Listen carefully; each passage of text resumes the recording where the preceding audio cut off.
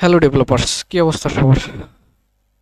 আজকে আমরা একটা জিনিস দেখব, সেটা হচ্ছে আমরা অনেক সময় ফ্রন্ট এন্ড থেকে কোনো একটা অ্যাপ্লিকেশন তৈরি করার জন্য ব্যাক এন্ড সার্ভারের উপর ডিপেন্ড হইতে হয়, যে আসলে এপিআই নিয়ে বিশেষ করে কাজ করার জন্য। এখন আমরা চাইলে বিভিন্ন ধরনের মক সার্ভার তৈরি করতে পারি, যে ক্ষেত্রে হচ্ছে আমাদের কোনো প্রকার কোনো ব্যাক এন্ড নলেজ ছাড়াই আমরা একটা মক সার্ভার তৈরি করতে পারি। সেটা কিভাবে করতে পারি চলুন দেখিয়ে দিচ্ছি। প্রথমত আপনি এখানে একটা ফোল্ডার তৈরি করে নিলাম আমি আর কি, মক সার্ভার নামে। জাস্ট তারপরে আমি আমার টার্মিনালটা ওপেন করলাম। এই জন্য অবশ্যই আপনার পিসিতে npm এবং নোটটাকে ইনস্টল থাকতে হবে। এখানে আমি লিখব npm npm dash dash es, ঠিক আছে, sorry, npm init dash dash es। এটা দিলে জাস্ট আমাকে একটা প্যাকেজ ডট জেসন ফাইলটা তৈরি হবে। আমি এটা কেটে দিলাম। এরপরে আমি আমার ওই মক সার্ভার নামক যে ফোল্ডারটা তৈরি করেছি এটাকে আমি ভিএস কোডে ওপেন করলাম। জাস্ট ভিএস কোডে ওপেন। এবার এখান থেকে আমার এটাকে পুরোপুরি ওপেন হয়ে আছে। আমার টার্মিনালে পূর্বের হিস্টোরিগুলো সবগুলো আমি কেটে দিলাম।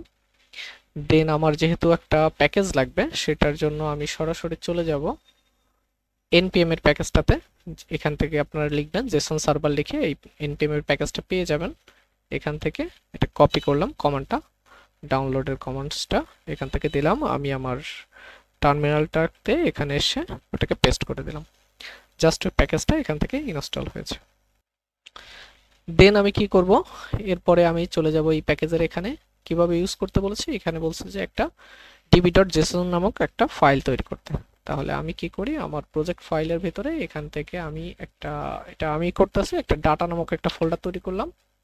দেন তার ভিতরে db.json নামে একটা ফাইল এখানে তৈরি করলাম।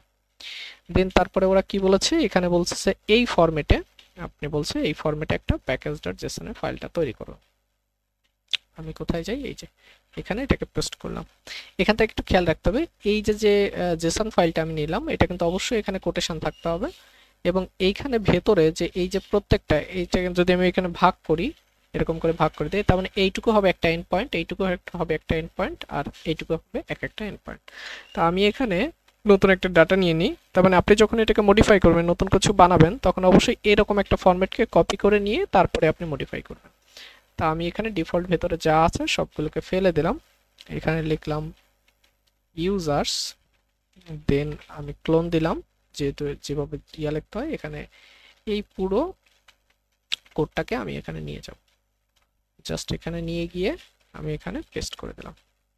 জাস্ট এখানে কাজ শেষ। এরপরে চলে যাব প্যাকেজ.json ফাইলে। এখানে লিখব স্টার্ট, start স্টার্ট। আর এটাকে আমি এই পুরো কমেন্টসটাকে কেটে দেব। এখানে লিখব, পুরোটা কেটে দিয়ে এখানে লিখব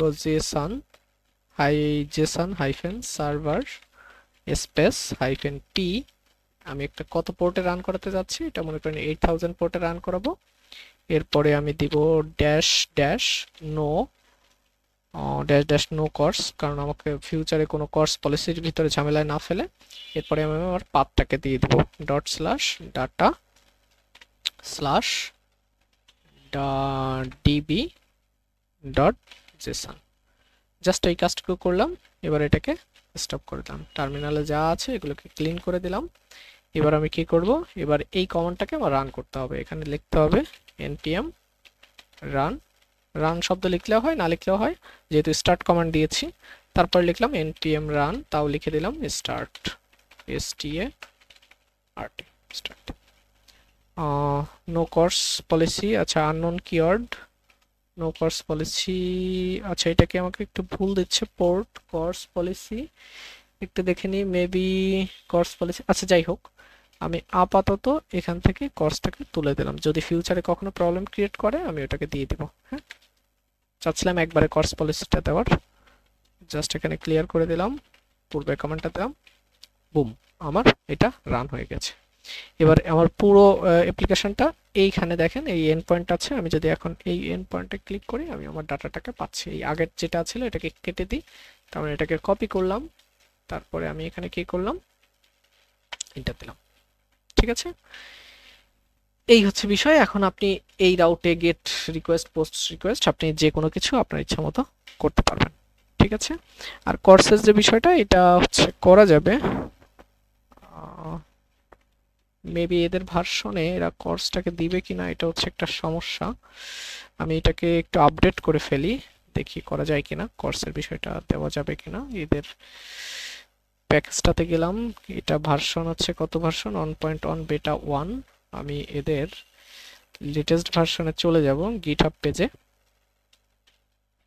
এতে স্টেবল রিলিজ আছে কয়টা, এখান থেকে আমি একেবারে সর্বশেষ লেটেস্ট ভার্সনই আছে।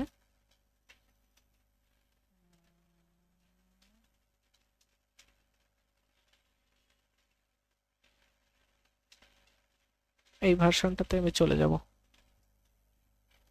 ঠিক আছে, ভার্সনটা কত, 0.074। আমি দেখি এটা কাজ করা যায় কিনা। আমি এটাকে স্টপ করে দিই, এটাকে ক্লিন করে ফেলি। আমি আবার প্যাকেজে যাব, npm এর আরটাতে npm i json সার্ভার, প্যাকেজটার নাম আছে json সার্ভার, json server কত ভার্সন দেখছিলাম, 0.17.4, 0.17.4। এন্টার দিই, দেখি ভার্সনটা ইনস্টল হয় কিনা।